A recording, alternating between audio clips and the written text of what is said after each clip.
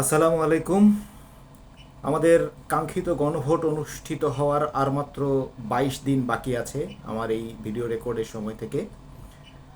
তো আগামী 12ই ফেব্রুয়ারি অনুষ্ঠিত হতে যাওয়া যে গণভোট, সে গণভোট সম্পর্কে আসলে আমাদের দেশের মানুষের অনেকেরই পরিষ্কার কোনো ধারণা নেই।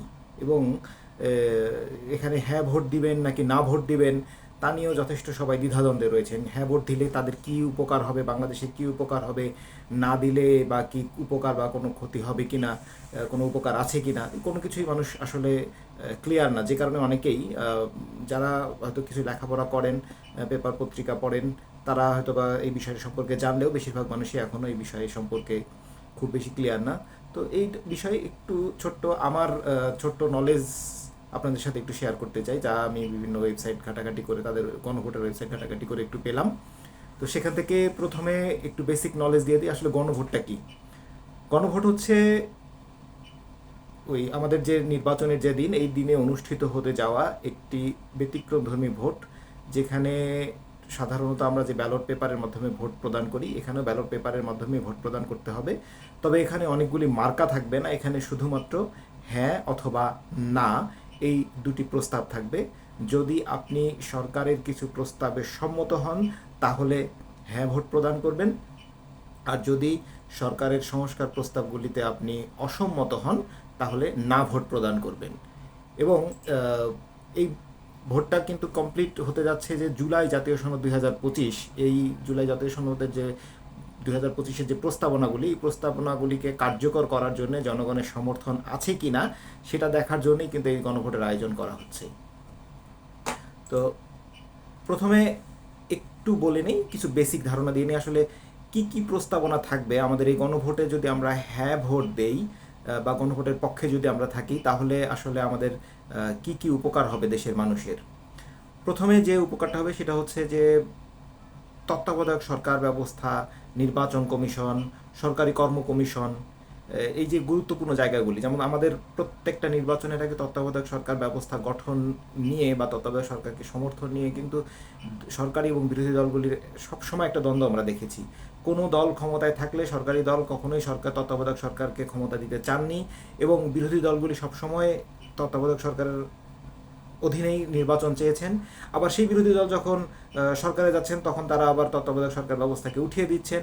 এরকম সিনারি আমরা বারবার দেখেছি। তো এই এমন একটা সংস্কার আমাদের সংবিধানে আনা হবে, যার মাধ্যমে এই তত্ত্বাবধায়ক সরকার গঠনে, নির্বাচনকালীন যে তত্ত্বাবধায়ক সরকার হবে, সরকার গঠন প্লাস সরকারি যে কর্ম কমিশন রয়েছে, এই কর্ম কমিশন গঠনে সরকারি দল এবং বিরোধী দলকে একসাথে কাজ করতে হবে। এবং পরবর্তীতে যে বিষয়টা আসলে আসে সেটা হচ্ছে যে সরকারি দল ইচ্ছামতো, যেমন আমরা আগে দেখেছি সংখ্যাগরিষ্ঠ তার ভিত্তিতে যেহেতু সরকারি দল সরকার গঠন করে, সেক্ষেত্রে সরকারি দল চাইলেই কিন্তু নির্বাচন সংশোধন করতে পারছে বা নির্বাচনের যে কোনো রকম পরিবর্তন আনতে পারছে। তো সেক্ষেত্রে এই পরিবর্তন আনারগুলিকে কিছুটা কঠিন করা হচ্ছে, কারণ এখানে যে আমাদের পার্লামেন্টকে দুই কক্ষ বিশিষ্ট করার একটা প্রস্তাবনা রয়েছে। দুই কক্ষের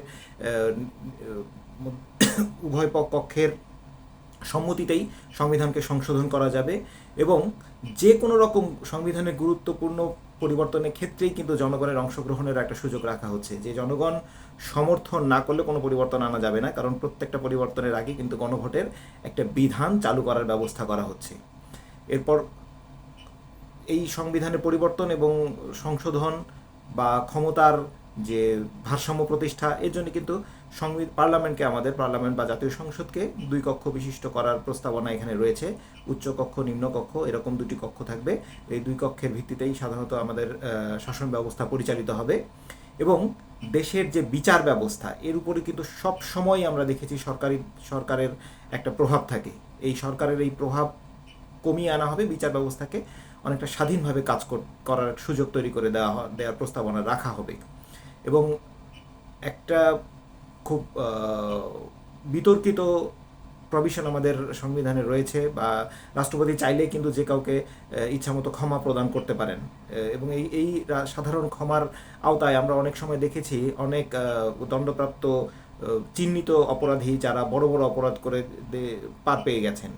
এবং যেটা যারা পরবর্তীতে বের হয়ে এসে মুক্তি পেয়ে কিন্তু আরও বড় বড় অপরাধে জড়িয়ে পড়েছেন। তো সেক্ষেত্রে রাষ্ট্রপতির এই ক্ষমা প্রদান করার ক্ষেত্রেও কিছু বাধ্যবাধকতা চলে আসবে। চাইলেই ক্ষমা প্রদান করতে পারবেন না, কিছু নিয়মের মাধ্যমে হয়তো বা তিনি তাকে যেতে হবে। এবং রাষ্ট্রপতি যে পদ, সাংবিধানিকভাবে এটা বাংলাদেশের সর্বোচ্চ পদমর্যাদা হলেও প্রধানমন্ত্রী কিন্তু আমাদের শাসন ব্যবস্থার মূল অংশ। প্রধানমন্ত্রীর কাছে রাষ্ট্রপতির কোনো ক্ষমতাই সাধারণত থাকে না, এবং রাষ্ট্রপতিকে শুধুমাত্র একটি কলমের ক্ষমতা ছাড়া অন্য কোনো ক্ষমতা প্রদান করা হয় না। তো এক্ষেত্রে রাষ্ট্রপতি এবং প্রধানমন্ত্রীর একটা ক্ষমতার সমন্বয়ের প্রস্তাবনাও এখানে রাখা হয়েছে, যেটা হলে হয়তো হবে কি যে দুই পক্ষের সমঝোতা, আলোচনা বা অংশগ্রহণের মাধ্যমে সিদ্ধান্ত যখন গ্রহণ হবে বা যে কোনো কাজ হবে তখন দেশের জন্য এটা উপকৃত হবে, দেশের সাধারণ মানুষ এটাতে উপকৃত হবে। এবং আরেকটা খুবই গুরুত্বপূর্ণ প্রস্তাবনা এখানে আমরা পাবো, যেটা হচ্ছে যে বিরোধী দল থেকে ডেপুটি স্পিকার এবং গুরুত্বপূর্ণ সংসদীয় যে পদগুলি সেখানে রাখা হবে। কারণ স্পিকার বা ডেপুটি স্পিকার সবসময় সরকারি দল থেকে হওয়ার কারণে বিরোধী দলগুলি কিন্তু সংসদে যথাযথ কথা বলার অধিকার বা তাদের বাক স্বাধীনতা পায় না। তো সেক্ষেত্রে যদি স্পিকার এবং সংসদীয় কমিটিতে গুরুত্বপূর্ণ পদগুলি থেকে বিরোধী দল থেকে রাখা হয় তাহলে কিন্তু একটা বড় সুযোগ তারা পাবে, তারাও প্রতিবাদ করার বা তারাও যে কোনো মতামত রাখার একটা অধিকার পাবে। এবং আমাদের বাংলাদেশের রাষ্ট্রভাষা বাংলা, এই ভাষার জন্য, এই বাংলা ভাষার জন্য অনেকেই জীবন দিয়েছেন, এক রক্তের মাধ্যমে অর্জিত আমাদের এই বাংলা ভাষা। এই রাষ্ট্রভাষা বাংলাকে আমরা সম্মান করি এবং এই ভাষাতেই আমরা সাধারণত কথা বলবো। তবে আমাদের কিছু ক্ষুদ্র নৃগোষ্ঠী রয়েছে এবং আরও অনেক ছোট ছোট জাতিগোষ্ঠী রয়েছে যাদের বাংলা ছাড়াও তারা অন্যান্য ভাষায় কথা বলে। সেই ভাষাগুলিকেও, রাষ্ট্রভাষার বাংলার পাশাপাশি সেই ভাষাগুলিকেও সম্মান প্রদানের একটা প্রভিশন রাখার প্রস্তাবনা কিন্তু এখানে রয়েছে। সেক্ষেত্রে এই ক্ষুদ্র নৃগোষ্ঠী জাতিগুলি তারা কিন্তু তাদের ভাষা একটা যোগ্য মর্যাদা তারা পাবে। এই সমস্ত বিষয়গুলি যদি আমরা এই গণভোটের পক্ষে থাকি তাহলে এই বিষয়গুলি পরিবর্তন আনা সম্ভব হবে, এই সংস্কারগুলি হবে। আর যদি এই সংস্কারের বিপক্ষে আমরা থাকি তাহলে